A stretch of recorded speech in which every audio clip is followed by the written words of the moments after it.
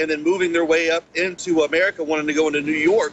So that's a big threat right there. They're worried that if Ebola does begin to spread through South America, places like Costa Rica, things like that, they don't have any kind of capabilities to stop or fight that whatsoever. They don't have the medical training or the facilities or equipment whatsoever. So if that were to happen there in South America, what's going to happen? If you get it, if you think that you've been in contact, you're going to move up north in towards America to see if you can get help at some time. And the amount of people they're going to infect and touch and come in contact with on the way up here is will be hard to track. So that's a big threat. The threat of illegals coming through South America into Mexico and then smuggling themselves all the way into here and taking Tylenol and things like that to keep their fever down so they can get through. And then once they show signs and symptoms, someone's going to pick them up and bring them to a facility just like that here. So I want to go in here today and see if I can find out whether or not this place is equipped to handle an Ebola patient and what steps they're looking at right now to help combat that, and whether or not the CDC is involved with letting them know what to or not do.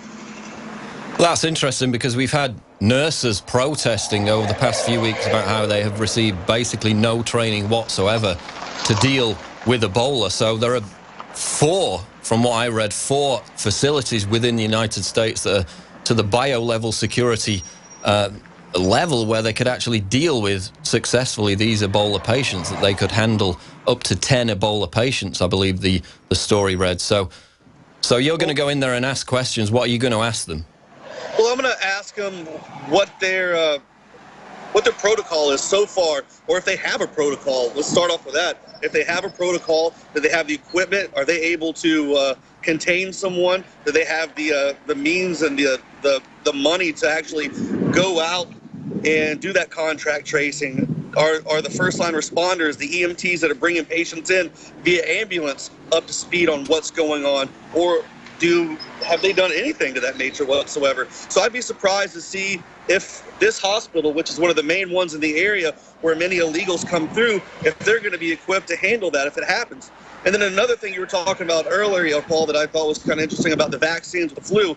Last night I was watching the show on Fox News, Justice with Judge Jeanine, and she had a doctor on from New York, and Judge Jeanine, she goes, well, how are we going to stop the confusion of all these patients with flu-like symptoms coming in? He said, go get your flu shot, because he says if everyone gets their flu shot, then if you come in with flu-like symptoms, we can take it more seriously and it'll stop confusion in our emergency rooms.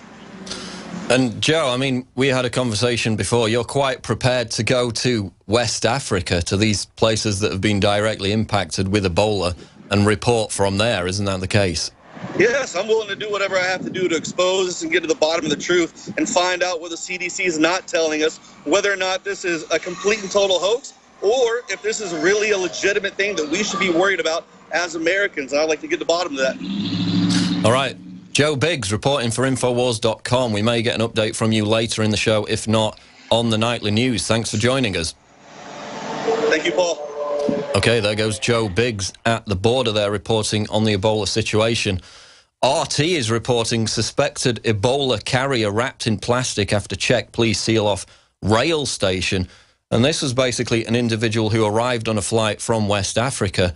Then he went through a train station in the Czech Republic. They basically put a black plastic bag over his head, again taking extreme precautions there, and took him to a hospital. It later turned out that he only had a cold. So again, it's the question about getting the balance between people who are genuinely showing symptoms of Ebola. There you see the video of this individual being wheeled through the train station in the Czech Republic after having arrived with Ebola-like symptoms. Later turned out he basically only had a cold.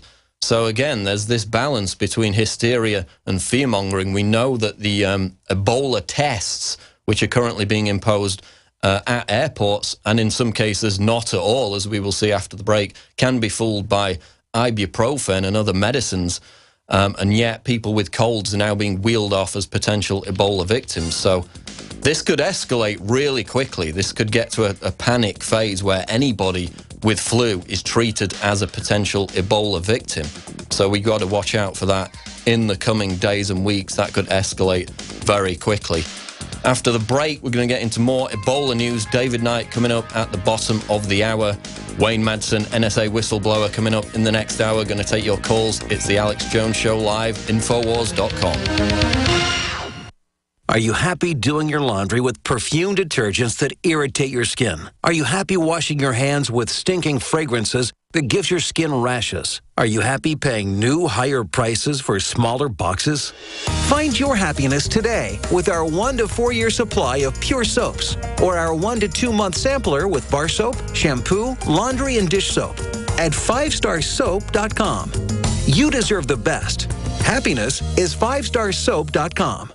In today's unstable environment, self-protection is critical. Civil unrest, riots, looting, it's happening now right here in the United States, and your rights are at risk. If passed, H.R. 5344 would ban Level 3 and above body armor. Katie Armor is standing up for you. We offer the most affordable Level 3 body armor on the market. Katie Level 3 armor withstands pistol and rifle hits up to 7.62 NATO. Get yours at katiearmor.com. That's CATI armor.com. Katie Armor, come and take it. Americans, prepare for financial ruin. That is what one of the world's richest men, Donald Trump, said just a few weeks ago. What are you doing to prepare? The problems that caused the last financial crisis were never fixed.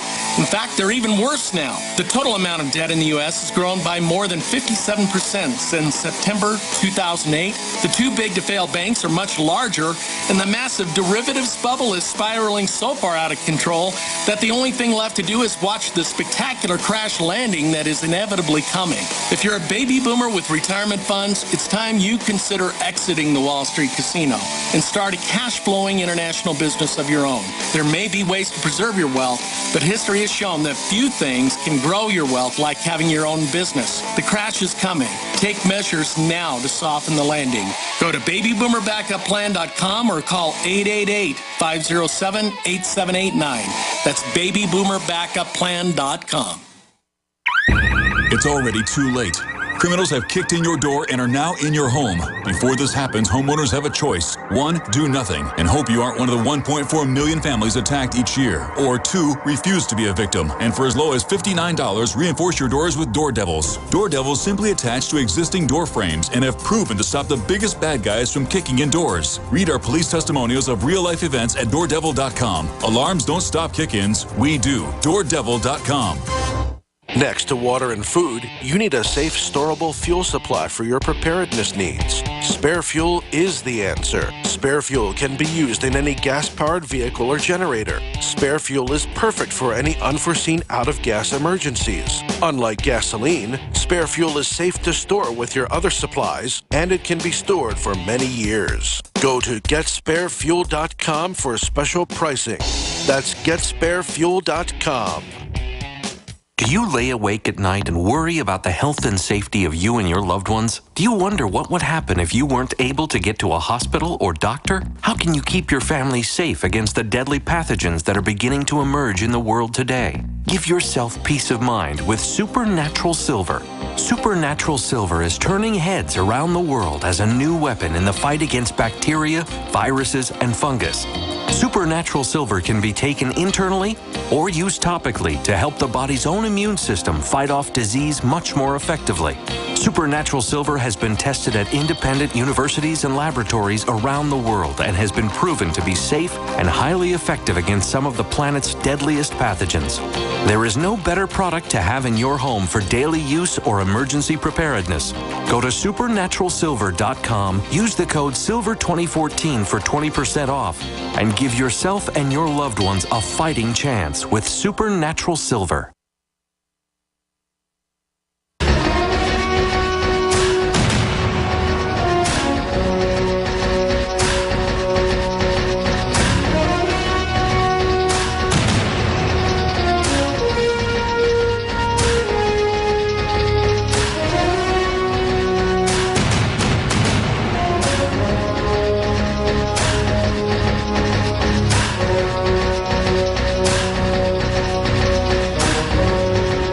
Saudi Arabia and Israel involved in a secret alliance, and were they also involved in plotting and carrying out the 9/11 attacks? We're going to get into that with Wayne Madsen in the next hour.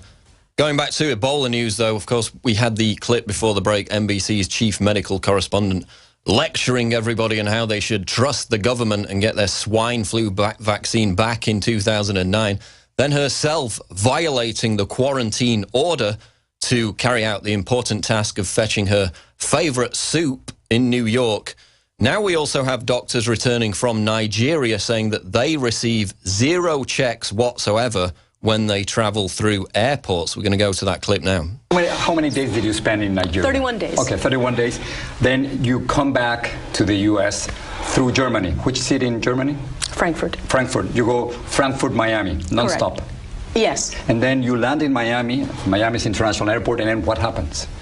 I get to the kiosk because I'm a global entry person, and enter the information, put my fingerprints, and mark the fact that I've been in Nigeria, and nobody cares. And nobody stopped you? Nobody stopped. Not a single test? Nothing. And you're thinking what? And I'm thinking that I've just spent the bulk of my time worrying about entrance and exits, because my key role was to help develop the exit strategy and the entrance strategy, so no more cases of Ebola could be imported into Nigeria, and no case of Ebola could be exported from Nigeria. So they were doing it in Nigeria, but no one was doing it here in the United States? Nor in Germany. All right, so were you surprised then when you heard about the first case of Ebola here in the United States? No. It was about to happen.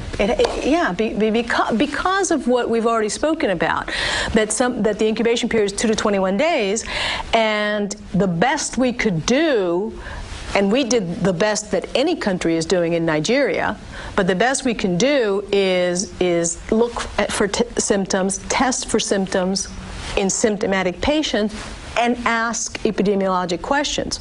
But if somebody either doesn't know they were exposed or lies on these questionnaires... Like the first case who came from West Africa. Yeah. Oh, he lied a lot.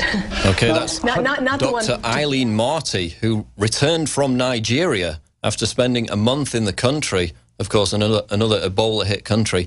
She returned back through Miami International Airport, received no checks whatsoever. The CDC is supposed to have these checks in place. We had the story around a week ago where a CNN reporting team had gone to Liberia, had contact at a distance at least with Ebola victims. They came back. Again, no questions asked whatsoever. In fact, they approached the customs people, the officials at the airport, told them directly they had come back from Liberia after doing a story on Ebola.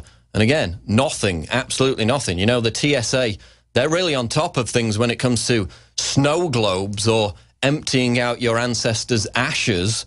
But when it comes to Ebola, when it comes to a real threat, the officials at the airports there across the country are basically asleep at the wheel, even after these CDC measures were supposedly put in place. There you see the article, CNN reporter returning from Liberia, horrified by lack of airport Ebola screening. That was around a week ago. This is still going on. This doctor returned and received no screening whatsoever. Then we have articles like this. They're trying to pin concerns about Ebola onto idiotic rap stars like Chris Brown. Chris Brown tweets, Ebola is population control. The singer tweeted on Monday he thinks Ebola is a form of population control. I don't know, but I think Ebola epidemic is a form of population control. It's getting crazy, brah. So Chris Brown is now the face of skepticism about the government's handling of the Ebola crisis. And almost instantly, the mainstream media hijacked this tweet and basically turned it into a massive story, because the genuine concerns, particularly about the virus having potentially mutated and gone airborne to a limited extent, are being shuffled to one side. They're not being addressed by the CDC. There we have the article. Ebola expert, virus may soon go airborne. We had a New York Times op-ed recently where another expert was saying the same thing. We had the University of Illinois study, and of course we had the 2012 Canadian study, all saying the same thing. So a lot of concerns about whether Ebola is going airborne. But the media, is more concerned about Chris Brown's tweets, and he's now the authority on skepticism about the government's handling of Ebola. We'll be back with David Knight with more news after the break. It's the Alex Jones Show Live. Stay tuned. We're on